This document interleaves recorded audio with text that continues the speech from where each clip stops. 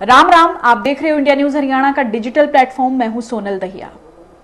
जमीन से लेकर आसमान तक ऐसा कोई क्षेत्र नहीं रह रहा जिसमें महिलाओं ने अपने आप को प्रूव ना करा हो, महिलाओं ने अपने आप को बेहतर ना बनाया हो और महिलाएं उस क्षेत्र में बढ़ चढ़ कर काम ना कर रही हों।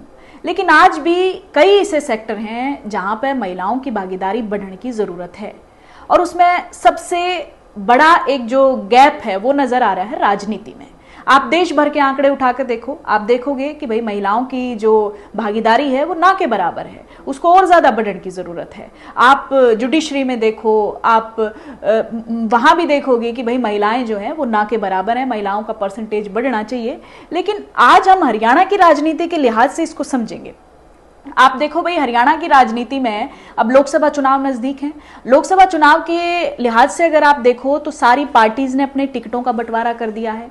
उसमें कितनी महिलाओं को पार्टिसिपेशन मिला है ये एक बड़ा सवाल है। अब आप देखो, 4 महिलाएं, बड़ी बड़ी पार्टीज ने भी महिलाओं पर भरोसा नहीं दिखाया और भरोसा नहीं दिखाया तो इसके पीछे की वजह क्या रही और जिन महिलाओं को मैदान में उतारा है उसके पीछे का मकसद भी साफ है। आप देखो, 4 महिलाओं को यहाँ टिकट दी गई है। पूरा ओवरऑल सारी पार्टीज की अगर हम बात करें 10 लोकसभा सीटों में सिर्फ 4 उम्मीदवार ऐसी हैं जो महिला हैं।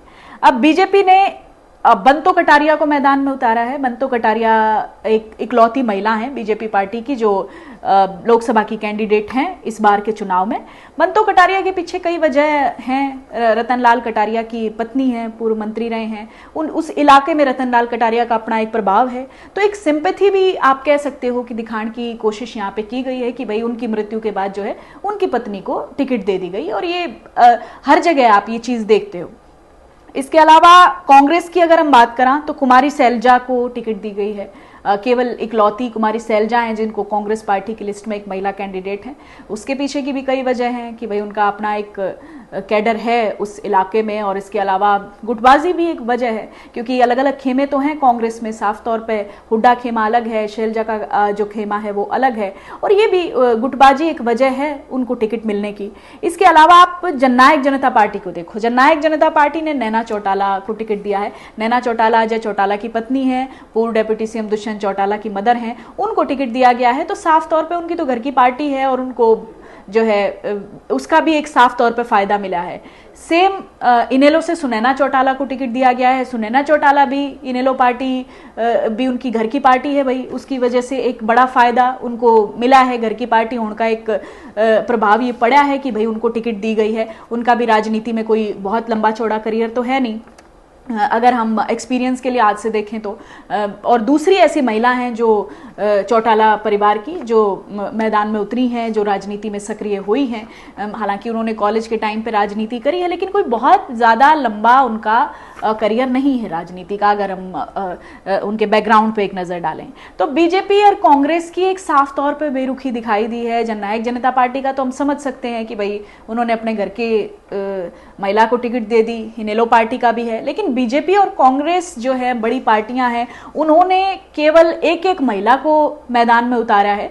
तो ये एक समझने की जरूरत है कि भाई आप महिलाओं के लिए बातें तो बड़ी बड़ी करते हो लेकिन उनके प्रतिनिधित्व का क्या? उनको टिकट जब तक आप नहीं दोगे, मैदान में नहीं उतारोगे, तब तक वो किस तरीके से बेटर परफॉर्म कर पाएंगी राजनीति में? और जिस वायदों की बात कर रहे हो आप, जिन योजनाओं का जिक्र कर रहे हो, जिसके बलबूते आप महिलाओं का वोट बैंक हासिल करना चाह रहे हो, तो वो कमान आप महिलाओं को क्यों नहीं देना चाह रहे हो? ये एक बहुत बड़ा सवाल है। अब आप देखो, सिटिंग सांसद रही हैं सुनीता दुग्गल, उनका टिकट काट के अशोक तंवर को दे दिया गया। कांग्रेस ने श्रुति चौधरी का टिकट काट दिया और रावदान दे दिया गया। कांग्रेस ने श्रुति चौधरी का टिकट काट दिया और रावदान सिंह को वहां से टिकट दे दिया। तो ये महिलाओं का टिकट कटना और फिर वो पुरुषों को दिया जाना, ये भी इस बात का एक सबूत है कि आज भी भाई राजनीति में एक कॉन्फिडेंस की कमी तो महिलाओं को लेकर पॉलिटिकल पार्टीज में है कि भाई महिलाएं क्या उतने अच्छे से परफॉर्म नहीं कर पाएंगी? क्या आखिरकार ऐसा डर है कि महिलाएं राजनीति में आ गई तो फिर जो है उनको कोई नुकसान हो जाएगा या किसी भी तरीके का कि जो उनके समीकरण पे असर पड़ेगा?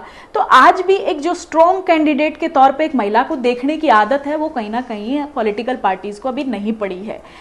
कुछ जगहों पे छोड़ दिया जाए, कहीं मजबूरी रही, कहीं गुटबाजी रही, कहीं परिवार एक कारण रहा, लेकिन महिला का अपना जो एक स्किल है उसके ऊपर आज भी एक सवालिया निशान है कि भाई उनको टिकट क्यों नहीं दी जा रही है, उनको राजनीति में उनका पार्टिसिपेशन क्यों नहीं बढ़ाया जा रहा है। जब आप सारी की सारी पार्टीज महिलाओं के लिए बहुत बड़ी बड़ी बातें कर रही हो, महिलाओं के लिए बेहतरकरण की बात कर रही हो, तो वो बेहतरी का जिम्मा अगर आप एक महिला को दोगे तो वो शायद और बेहतर तरीके से अपनी जिम्मेदारी निभा पाएगी। तो आज राजनीति में सोचने की जरूरत तो है। हरियाणा के लिए आज से आज हमने बात करी लोकसभा इलेक्शन को लेकर कि भाई कितनी महिलाओं को टिकट दी गई, और साफ तौर पे आप देख सकते हो कि भाई महिलाओं के प्रति जो विश्वास है राजनीति में, हरियाणा की राजनीति के लिहाज से भी अगर हम देखें तो बहुत ही कम है।